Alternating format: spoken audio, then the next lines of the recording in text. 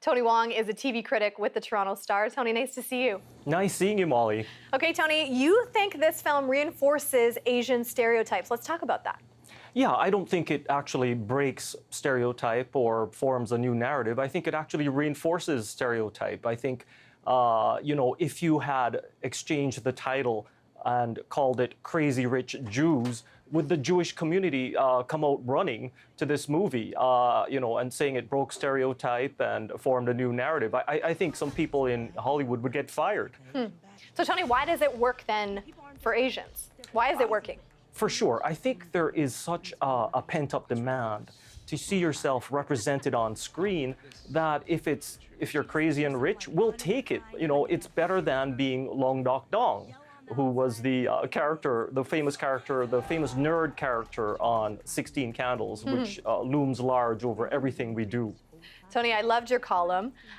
You don't believe this is our, and I say our as a South Asian, Black Panther moment. Why is that? Well, I'm getting a lot of emails, certainly, from readers at the Star who say, stop, pooping over our Wakanda moment, But the reality is this is not a groundbreaking rom-com. What's groundbreaking, obviously, is it's got an Asian American cast. But at its heart, it's a good to middling rom-com. And there's nothing wrong with that. Why can't we have our awful Katherine Heigl rom-com movies just like anybody else? Why can't we fail on those levels? But the burden of expectations on this show is just huge, right? And you're trying to, a lot of people are expecting an awful lot from this. Yeah, it's the first movie in 25 years since the Joy Luck Club where we saw an all-Asian cast. So in that regard, is there unfair pressure on this movie?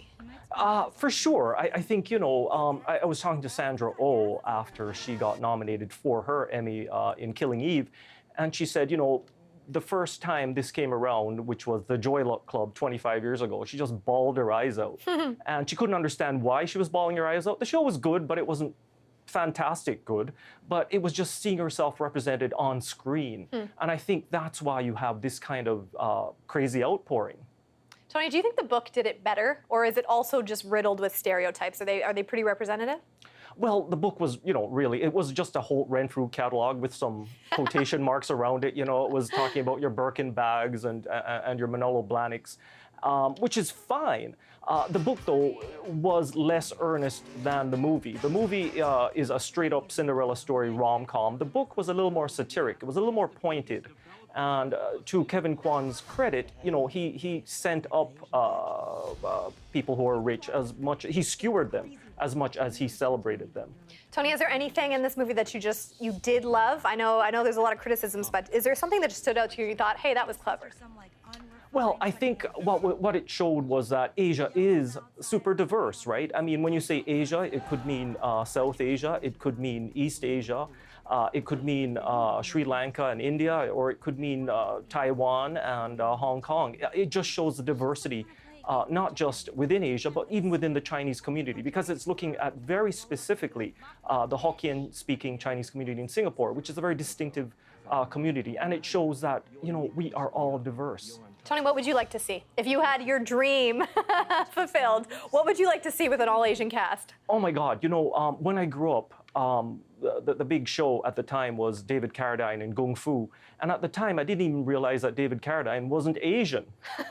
So, the great thing about this whitewashing story is that Warner Brothers put in David Carradine, a white guy who pretended to be a Kung Fu master.